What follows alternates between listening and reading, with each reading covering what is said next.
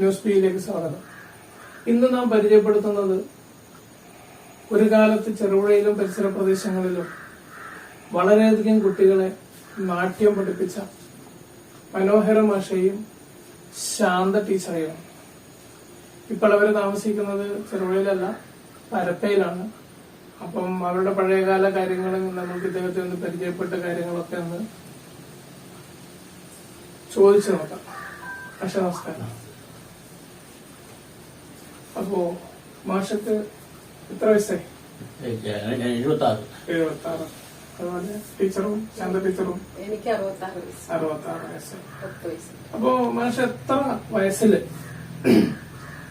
Dance പഠിച്ചു? അതിനൊരു പ്രചോദനവും ഉണ്ടാവും, അതൊന്ന് പറഞ്ഞു തന്നെ. 22 വയസ്സിൽ പഠിപ്പിക്കാൻ തുടങ്ങി. ഇപ്പൊ അല്ല, എത്ര വയസ്സിൽ പഠിച്ചു ഡാൻസ്? 15 വയസ്സിൽ പഠിച്ചു. അതിനൊരു കാരണം ഉണ്ടായിരുന്നു. നിങ്ങൾക്ക് ഡാൻസ് ഇഷ്ടമായിരുന്നു, അല്ല കുടുംബക്കാര്? ഡാൻസ് ഇഷ്ടമായി. അതെങ്ങനെ പഠിച്ചത്? ആരാണ് പഠിപ്പിച്ചത്?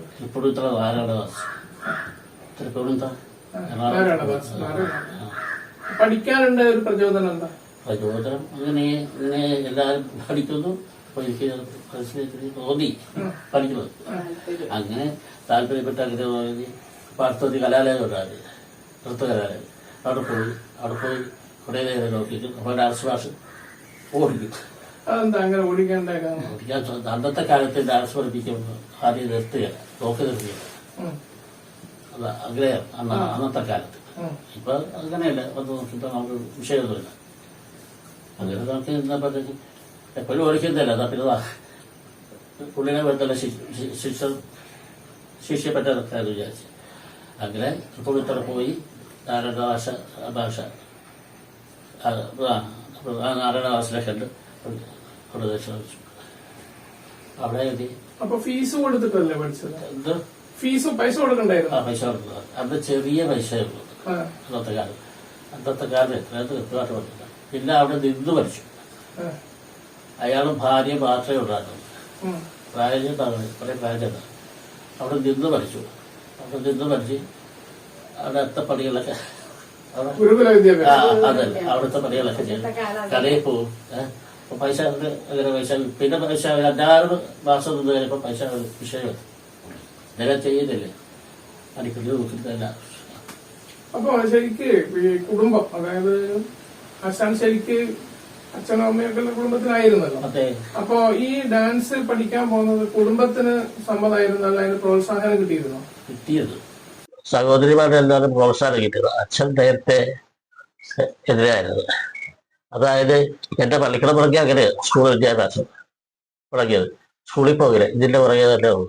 അങ്ങനെ അച്ഛനെ എതിരായിരുന്നു, ഭയങ്കര എതിരായിരുന്നു.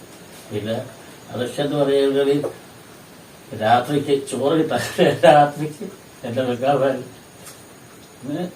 ഒരുപാട് കഷ്ടപ്പാടായിരുന്നു.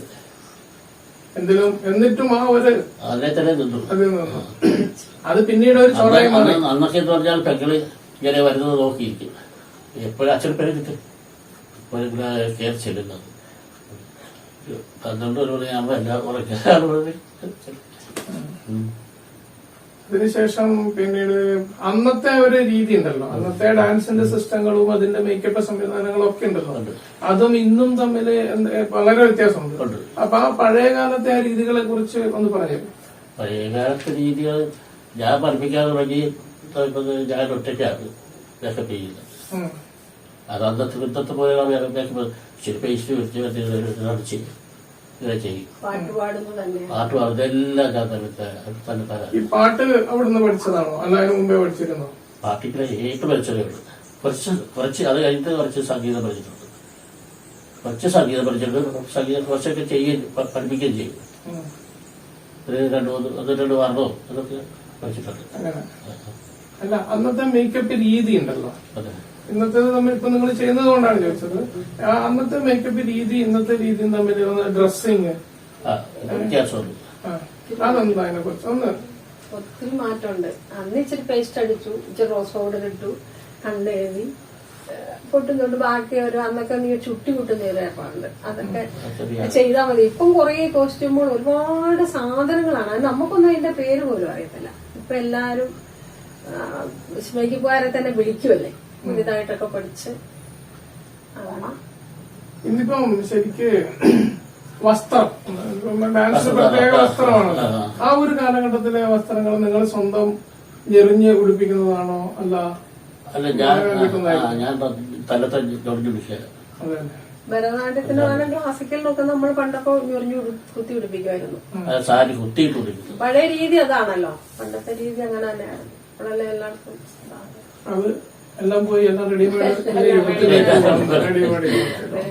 പിന്നെ തയ്പ്പിക്കും, അരക്കെട്ടും അങ്ങനത്തെ ഉള്ള സാധനം എല്ലാം നമ്മൾ തന്നെ ഉണ്ടാക്കുമായിരുന്നു. ഇപ്പൊ നമ്മളെ നാട്ടില് ഇപ്പോഴും നിങ്ങൾ പഠിപ്പിക്കുന്നുണ്ട്. പക്ഷെ ആ ഒരു എന്താ പറയാ ഡാൻസ് പഠിപ്പിക്കുന്ന ഒരു സിസ്റ്റം പണ്ട് നിങ്ങൾ പഠിച്ചതും ഗുരുകുല വിദ്യാഭ്യാസ കാലഘട്ടമൊക്കെ ആ കാലഘട്ടത്തിൽ നിന്ന് വളരെ വ്യത്യസ്തമാണ് ഇപ്പോഴത്തെ കാലഘട്ടം. അപ്പൊ അതില് ഇപ്പൊ പഠിപ്പിക്കുമ്പോ കിട്ടുന്ന ആ വരുമാന മാർഗം, നിങ്ങളുടെ എല്ലാവരും ചോറാണ്, ആ വരുമാന മാർഗത്തിലും വലിയ വ്യത്യാസമില്ലേ? ഒത്തിരി വ്യത്യാസമുണ്ട്, ഒരുപാട് വ്യത്യാസമുണ്ട്. അതായത് ഒരു കാലഘട്ടത്തിൽ ശരിക്കും നമ്മൾ മനസ്സിലാക്കിയ സ്ഥിതിയിലാണെങ്കിൽ ഒരു കാലഘട്ടത്തില് ഈ ഡാൻസ് പഠിപ്പിക്കാതെ വരുമാന മാർഗത്തെക്കാൾ ഉപരി ആ തൊഴിലിനോടും ആ കലയോടുള്ള സ്നേഹമാണ് ശരിക്കും. പക്ഷെ ഇപ്പൊ അതല്ല, ജീവിക്കാൻ വേണ്ടിയിട്ട് എടുക്കുന്നു എന്നതിലുപരി മറ്റു കാര്യങ്ങളൊന്നുമില്ല. അപ്പൊ ഞാൻ വേറൊരു കാര്യം രണ്ടുപേരോടും കൂടി ചോദിക്കുന്നത്, ആ ഒരു കാലഘട്ടം കഴിഞ്ഞു, നിങ്ങളുടെ ആ ഒരു കാലഘട്ടം ഇപ്പൊ എന്ന് പറഞ്ഞാല് വീണ്ടും ഒരു യുഗത്തിലേക്കാണ് ശരിക്കും വന്നത്. ആ കാലഘട്ടത്തിലെ ആ പഠിപ്പിക്കുന്ന ശൈലികളും അതിപ്പോ പുതിയ രീതിയിലത്തെ സംവിധാനങ്ങളുണ്ടല്ലോ, അതിലേക്ക് നിങ്ങൾ എങ്ങനെ എത്തി? കാരണം വെച്ചാൽ അന്ന് പഠിച്ചതല്ലല്ലോ ഇന്ന് നമ്മുടെ നാട്ടിലുള്ളത്. അപ്പൊ അതെങ്ങനെ നിങ്ങൾക്ക് എത്താൻ പറ്റി? അത് ഞാൻ എത്താൻ പറ്റുമെന്ന് പറഞ്ഞാല് പിന്നെ പക്ഷെ ഞങ്ങള് പാട്ട് എഴുതിക്കുവാണല്ലോ, നമ്മള് ശരിക്കും പറയുകയാണെങ്കിൽ നമ്മൾ സ്വന്തം എഴുതിപ്പിക്കുവാണ്. എഴുതിപ്പിച്ച് നമ്മളിപ്പോ ഒരു ഗ്രൂപ്പ് ഡാൻസറിൽ ഇപ്പൊ ഈ കാസർഗോഡ് ജില്ലയില് നമ്മൾ അങ്ങനല്ല, ഒരുവിധം നല്ല നിലവാരത്തിലായിരുന്നു നമ്മള്. പിന്നെ പാട്ട് എഴുതിപ്പിച്ച് വീട്ടിലിരുന്ന് ട്യൂണാക്കും.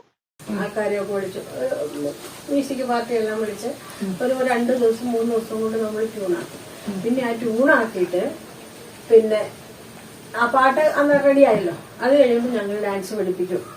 അപ്പൊ നമ്മൾ എഴുതുന്ന പാട്ടിന് ഒരു പ്രത്യേകത തന്നെയുണ്ട്, ഇല്ല എവിടെയും വരാത്തതാണ്. നമ്മൾ സ്വന്തം എഴുതിപ്പിച്ചു നമ്മൾ കളിപ്പിക്കുമ്പം പിന്നെ നമ്മൾ ഒരുപാട് കഷ്ടപ്പെടണം, അങ്ങനെയല്ല. പിന്നെ അത് കമ്പോസ് ചെയ്യണ്ടേ, ഈ പാട്ട് വന്നാൽ പിന്നെ അത് കമ്പോസ് ചെയ്യണല്ലോ. 3-4 ദിവസമൊക്കെ ഇരുത്തിയിട്ടാ ഒരു പാട്ട് കമ്പോസ് ചെയ്യുന്നത്. അല്ല ഞാൻ അത് ശരി, എന്റെ കൂടെ ഞാൻ ചോദിച്ചത് നിങ്ങളുടെ ഒരു ചെറുപ്പകാലം, ഇപ്പം ആശാൻ 72 വയസ്സാണ്, ഏകദേശം 60 മേലെയായി. നിങ്ങൾ പഠിച്ചത് 20 ആ കാലഘട്ടത്തിൽ അന്ന് മുതലേ ഉണ്ടല്ലോ. അപ്പൊ അന്നത്തെ ഡാൻസിന്റെ ഒരു സിസ്റ്റമുണ്ട്, പാട്ടിൽ തന്നെ വ്യത്യാസമാണ്, ഒത്തിരി വ്യത്യാസമാണ്. അപ്പൊ അതിലേക്ക് നിങ്ങൾക്കെത്താൻ നിങ്ങൾ പഠിപ്പിക്കുന്നുണ്ട്. ആ ഒരു കാലഘട്ടത്തിൽ നിന്ന് ഇതിലേക്ക് എത്താൻ കുറെ സ്ട്രെയിൻ ചെയ്യേണ്ടി വന്നിട്ടുണ്ടാവില്ലേ? അത് കുറെ നിങ്ങൾ തന്നെ സ്വയം പഠിക്കേണ്ടി വന്നിട്ടുണ്ടാവില്ല? അപ്പൊ അതിനെ കുറിച്ചൊന്ന് പറഞ്ഞു. പഠിക്കേണ്ടി വന്നിട്ടുണ്ട്, അങ്ങനെയല്ല കുറച്ച് മാറ്റം, അങ്ങനെയല്ല എല്ലാത്തിനും ഇങ്ങനെ. നമ്മളിപ്പോ പാട്ട് അന്നത്തെ കാലഘട്ടത്തിൽ നിന്ന് ഇങ്ങോട്ട് മാറുക എന്ന് പറഞ്ഞാല് കുറച്ച് കണ്ട് തന്നെ നമുക്ക് മനസ്സിലാക്കാൻ പറ്റുള്ളൂ, പുതിയ ഒരു ഇത് വരുമ്പോഴത്തേനും. പിന്നെ പാട്ട് എഴുതിയിട്ടാണ് അതിന്റെ അർത്ഥവും അതൊക്കെ നല്ലോണം പഠിക്കണം നമുക്ക്, ശരിക്കും ഒരു ഗ്രൂപ്പ് ഡാൻസ് ഒക്കെ കമ്പോസ് ചെയ്യണമെങ്കിൽ. അങ്ങനെയുള്ള മാറ്റങ്ങളല്ലാതെ ഇത്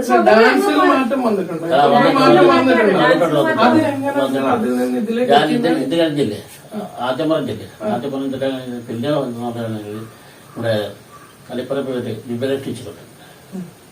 ആ ടീച്ചറുടെ അടുത്ത് പോയിട്ട് അന്ന് ആദ്യ അവസരത്തിൽ ഞാൻ ഭരതനാട്യം പഠിച്ചിട്ടില്ലായിരുന്നു. ആ ടീച്ചറിന്റെ അടുത്ത് പോയിട്ട് രക്ഷ കളിച്ചു. അവിടെ നിന്നാണ് ഭരതനാട്യം കുച്ചിപ്പില്ല കുറച്ച് അപ്പൊ അതിന്റെ മാറ്റങ്ങൾ തോന്നി. അപ്പൊ ഈ പുതിയ ഇപ്പൊ നിങ്ങൾ യുവജനോത്സവത്തിനൊക്കെ കുട്ടികളൊക്കെ പഠിപ്പിക്കുന്നുണ്ടല്ലോ, പുതിയ കുട്ടികളൊക്കെ കൊണ്ട് നിങ്ങൾ സബ് ജില്ലയിലൊക്കെ പോകുമ്പോ ഇപ്പോഴത്തെ പുതിയ ആളുകളും പുതിയ കലാമണ്ഡലം ആളുകളൊക്കെ വരുമ്പോ നിങ്ങൾക്ക് അതുകൊണ്ടൊരു ബുദ്ധിമുട്ട് വരുന്നിട്ടുണ്ട്? അല്ല നിങ്ങൾ പഠിച്ചോന്നാ ഞാൻ ചോദിക്കുന്നത്? അതെ, കുറച്ച് പഠിച്ചിട്ടുണ്ടല്ലോ. അങ്ങനെയല്ല, പുതിയ വേർഷൻ ഇപ്പൊ ടീച്ചർ പഠിപ്പിക്കുമ്പോൾ ഞങ്ങൾ കൂടുതലും എടുത്തോണ്ടിരുന്ന മാഷ ഞങ്ങൾ ഗ്രൂപ്പ് ഐറ്റം ഫോക്ക് ഡാൻസ്, ഇത് രണ്ടാണ് നമ്മൾ മെയിൻ എടുക്കുന്നത്. വലിയ വലിയ ആൾക്കാരൊക്കെ നല്ലോണം പല രീതി പഠിച്ചു വരുന്നവരൊക്കെ ഉണ്ടല്ലോ. അപ്പൊ കൂടുതലും ചെറുതായ രീതിയിൽ കുച്ചിപ്പുടിയും ഭരതനാട്യം ഒക്കെ ഞങ്ങൾ എടുത്തോണ്ട് പോകുന്നു. പിന്നെ മെയിൻ ആയിട്ട് എടുക്കുന്ന ഈ ഗ്രൂപ്പ് ഡാൻസും നാടോടി നൃത്തങ്ങൾ അതൊക്കെ അത് ഞങ്ങൾക്ക് ഫസ്റ്റ് തന്നെ അടിക്കാറുണ്ട്. അതെ. അടിക്കാറുണ്ട്. അത് നമ്മുടെ സ്വയം ഭാവനയാണ്. പക്ഷെ അത് സ്വന്തം അതാണ് ഭാവന ഞാൻ ചോദിച്ചത്. കാരണം നമ്മൾ കാലത്തിന്റെ മാറ്റം വരുന്നുണ്ട്. ഇല്ല, അതാ നമ്മൾ സ്വയം ഭാവനയെന്ന് നമ്മൾ എടുക്കുന്നതാണ്. കുറച്ച് ഞങ്ങൾ രണ്ടുപേരുണ്ടല്ലോ, അത് നമ്മൾ രണ്ടും കൂടെ തീരുമാനിച്ച് നമ്മൾ എടുക്കണം. പിന്നെ വലിയ വലിയ ആൾക്കാരുണ്ട്, നമ്മളെക്കാളും ക്വാളിഫിക്കേഷൻ ഉണ്ടെങ്കിൽ കൊണ്ടുപോകുന്നല്ല ഞാൻ ചോദിച്ചത്. നമ്മൾക്ക് ഇപ്പം മാറ്റങ്ങളുണ്ടല്ലോ, സ്വാഭാവികമായി ഒരു കാലഘട്ടവും വളരെ വ്യത്യാസമുണ്ടല്ലോ. അപ്പൊ നിങ്ങൾ പുതിയ കാലഘട്ടത്തിലേക്ക് നിങ്ങൾ ഇപ്പോഴും പഠിച്ചുകൊണ്ടിരിക്കുകയല്ലേ? അത് അറിയാതെ വന്നു, അറിയാതെ മാറ്റങ്ങൾ ഞങ്ങൾക്ക് സംഭവിച്ചു. അതെന്തെന്ന് പറയാൻ പറ്റില്ല. പിന്നെ കുറച്ച് തല ശരിക്കും നമുക്ക് വർക്ക് ചെയ്താലേ ഇതാവുള്ളൂ, ഒരു പുതിയ ഡാൻസ് ഉണ്ടാവുള്ളൂ. അപ്പൊ എനിക്കൊരു സംഗീതത്തിന്റെ പഠിച്ചതിന്റെ ഒരു 4 ലൈൻ ചൊല്ലിത്തരുമോ?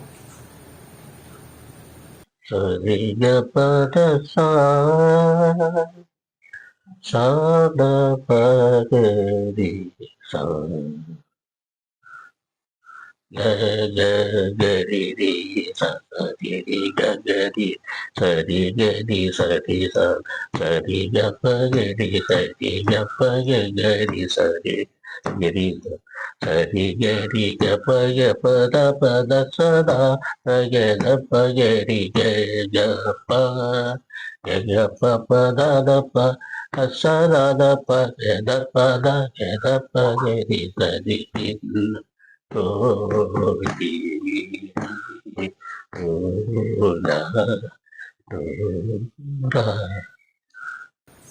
നന്നായിട്ടുണ്ട്. പ്രായത്തിൻ്റെതായ സ്വാസ്ഥ്യങ്ങൾ ഉണ്ടെന്നറിയാം. പണ്ടൊക്കെ മത്സരത്തിന് പോയാല് പുള്ളി തന്നെയായിരുന്നു കേട്ടിട്ടുണ്ടല്ലോ, തന്നെ പാടിക്കൊണ്ടിരുന്ന സബ് ജില്ലയിലും. ഭയങ്കര ശ്വാസം കൂട്ടാ പാടാൻ പാടത്തില്ല. ഇപ്പൊ നിങ്ങൾക്കുള്ള ഉപജീവന മാർഗം ഇപ്പോഴും ഇത് തന്നെയുള്ളൂ. അപ്പോ ഞങ്ങക്ക് ഒരു ചർച്ച എന്നുള്ളതിനോടൊപ്പം ഞങ്ങൾക്കിപ്പോ മാഷ് 2 ലൈൻ പാടിത്തന്നു, ടീച്ചർ പാടാറുണ്ടല്ലോ, ഒരു 4 ലൈൻ ഇല്ല ഉള്ളത്, ഒരു 4 ലൈൻ ഒന്ന് പാടിയാല്. ഹിമഗിരി തനയേ മലദേ അംബരീശ്വരി ശ്രീലളിതേ മാമവ ഹിമഗിരി തനയേ ഹേ മലദേ അംബരീശ്വരി ശ്രീലളിതേ മാമവ ഹിമഗിരി തനയേ ഹേ മലദേ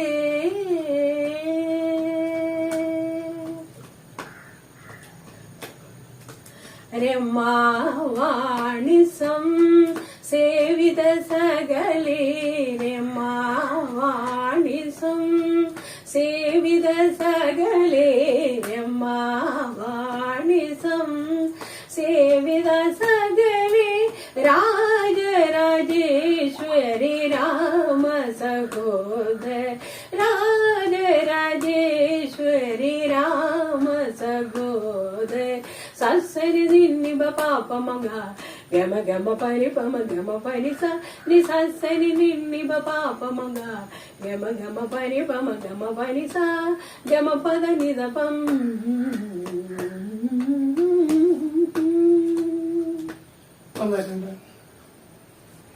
അപ്പോ ഞാനിനി ശാന്ത ചേച്ചിയിലേക്ക് പോവാം, ടീച്ചറിലേക്ക് തന്നെ പോവാം. അപ്പോ എത്രാമത്തെ വയസ്സിന് മാഷ് കല്യാണം കഴിച്ചെന്ന് പറഞ്ഞത്? 15-ാമത്തെ വയസ്സിൽ. അപ്പോ സ്വാഭാവികമായിട്ടും മാഷാണോ നിങ്ങളെ ഡാൻസ്? ആദ്യത്തെ ഗുരുവല്ല. ആദ്യം ഞാനൊരു കലാമണ്ഡലിന്റെ ആകോൺകുട്ടിയുടെ കൂടെ പഠിച്ചു. പിന്നെ ഒരു തങ്കമൺ ടീച്ചർ, ഗോപാലകൃഷ്ണൻ മാഷ, ഞാൻ ഒരുപാട് പേരുടെ കൂടെ പഠിച്ചിട്ടുണ്ട്. എല്ലാവരുടെയും അരങ്ങേറ്റവും കഴിഞ്ഞു. 4ാമത് വന്ന മാഷാണ് ജീവിതത്തിലേക്ക് വന്ന മാഷ. അങ്ങനെ ഒരു കാര്യങ്ങൾ ഉണ്ടാവുമ്പോ സ്വയം ഞാൻ ചോദിച്ചത്, മാഷ നിങ്ങൾ ഇഷ്ടപ്പെട്ട കല്യാണം കഴിച്ചായിരിക്കുമല്ലോ? ഇഷ്ടപ്പെട്ട് കല്യാണം കഴിച്ചാൽ പ്രേമത്തോടെ ആർത്ഥത്തിലല്ല ചോദിച്ചതല്ല. അപ്പം നിങ്ങളും ഒരു കലാകാരിയാണ്, ആ ഒരു കലാകാരനോടുള്ള ഇഷ്ടമാണോ? മറ്റൊരു അർത്ഥത്തിലല്ല ഞാൻ വീട്ടുകാരാലോചിച്ച് നടത്തുക. ഞാൻ ആ ഒരു കലാബന്ധമാണ് ഉദ്ദേശിച്ചത്. എല്ലാവർക്കും ആ ഒരു തെറ്റിദ്ധാരണയുണ്ട്. ഇല്ല, ഞങ്ങൾക്ക് തെറ്റിദ്ധാരണ. ഞാൻ കല്യാണം കഴിക്കാൻ നിശ്ചയിച്ചത് വേറൊരു അത് പോട്ടെ, എല്ലാവരുടെ ജീവിതത്തിൽ ഓരോ വിഷയങ്ങളുണ്ടാവും. അപ്പൊ ഞാൻ പറഞ്ഞു തന്നത്, അപ്പൊ മാഷെ കല്യാണം കഴിച്ച്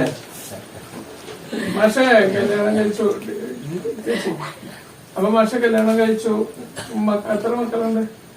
ഉണ്ടായിരുന്നു, ഒരാൾ മരിച്ചുപോയി. അപ്പോ ഇദ്ദേഹത്തോടുള്ള ജീവിതവും പിന്നെ ഇദ്ദേഹത്തിന് എടുക്കുന്നതായിരിക്കും കുറെ പാഠങ്ങളും പഠിപ്പിക്കാനും പഠിച്ചത്. സംഗീതമൊക്കെ ഇദ്ദേഹത്തിന്റെ ഒരിക്കലും മാത്രമാണ് പഠിച്ചത്. ഇപ്പോഴും അതിന്റെ ഒരു രീതിയിൽ തന്നെ കാര്യങ്ങള് നിങ്ങൾ രണ്ടുപേരും ഒന്നിച്ചെന്നെ പഠിക്കുന്നത്. വയ്യായിക ഉണ്ടെങ്കിലും കഴിഞ്ഞ വർഷം വരെ ഞങ്ങൾ ഒന്നിച്ചായിരുന്നു. ഇപ്പൊ ഒരു ശകലം പുള്ളിക്ക് ഇച്ചിരി ക്ഷീണം എന്തൊക്കെ ഉണ്ട്. നോക്കിയിട്ട് ഒരു ശകലം ഒരു ബ്ലോക്കിന്റെ എന്തോ ഒരു തകരാറുണ്ടെന്ന് പറഞ്ഞു. എന്നാലും ഇപ്പൊ എനിക്ക് പോകാതിരിക്കാൻ പറ്റിയല്ലോ. ഉപജീവന മാർഗമാണ്. അതെ അതെ, ഞാൻ എനിക്ക് പോകണം. അപ്പോ ചേച്ചിക്ക് ഭരതനാട്യം അറിയില്ലേ? ഞാൻ അങ്ങനെ എടുക്കുന്നില്ല, പുള്ളിയാണ് ഭരതനാട്യത്തിന്റെ ആള്. ഞാൻ ഫോക്ക് മെയിന് നാടോടി നൃത്തമാണ്, ഗ്രൂപ്പ് ഡാൻസ് ആണ് എന്റെ മെയിൻ ഗ്രൂപ്പ് നാടോടി. ഞാൻ എടുക്കുകയെന്ന് വെച്ചാൽ സെമി ക്ലാസിക്കലൊക്കെ എടുക്കുന്നുണ്ട്, എല്ലാ ഐറ്റവും എടുക്കുന്നുണ്ട്, പക്ഷെ മെയിൻ പുള്ളിയാണ്. ഇന്ന് ന്യൂസ് ബിയോടൊപ്പം പങ്കുചേരുകയും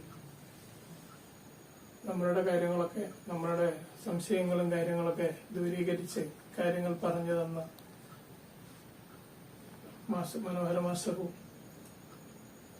ശാന്ത ടീച്ചർക്കും ആയുരാരോഗ്യ സൗഖ്യം നേരുന്നതോടൊപ്പം ന്യൂസ് ബിയുടെ നന്ദിയും കടപ്പാടും അറിയിച്ചു കൊള്ളുന്നു.